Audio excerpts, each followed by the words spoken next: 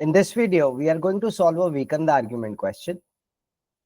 Motorists in a certain country frequently complain that traffic congestion is much worse now than it was 20 years ago.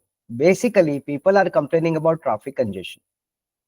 No real measure of how much traffic congestion there was 20 years ago exists, but please note that the word but indicates contrast.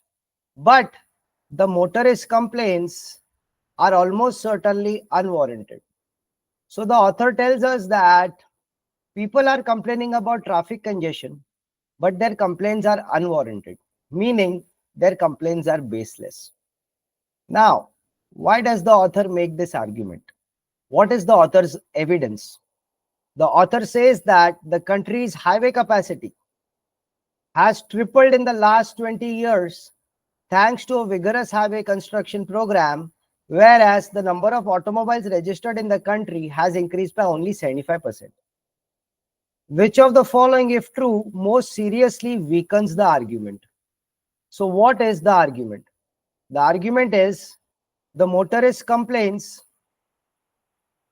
are almost certainly unwarranted.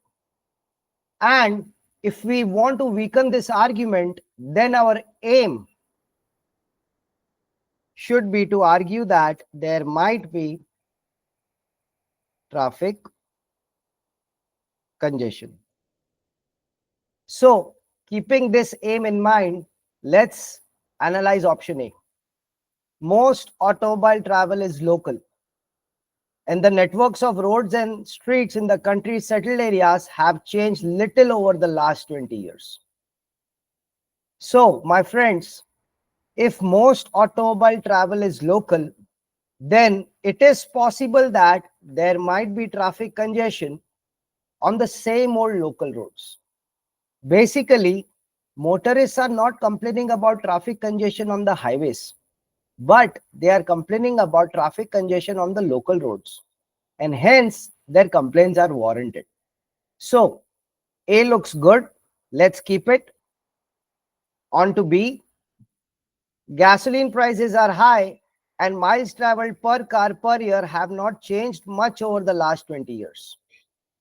So, if gasoline prices are high, then people would drive less.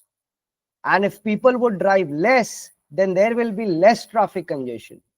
But our goal is to argue that there might be traffic congestion. So, we will eliminate B. Now, let's analyze option C.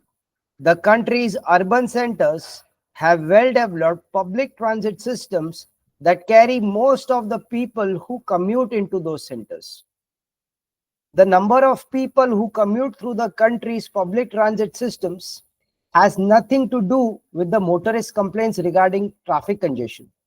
So we can say that C is absolutely irrelevant to the argument, and hence we will eliminate it.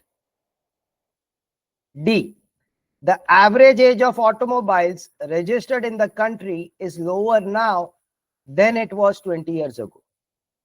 We will eliminate D because the average age of automobiles has no effect on traffic congestion. C. Whether your automobile is brand new or decades old, it's still going to cause the same amount of traffic congestion. Yes. So there is no logic in D, and hence we will eliminate it. On to E. Radio stations have long been broadcasting regular traffic reports that inform motorists about traffic congestion.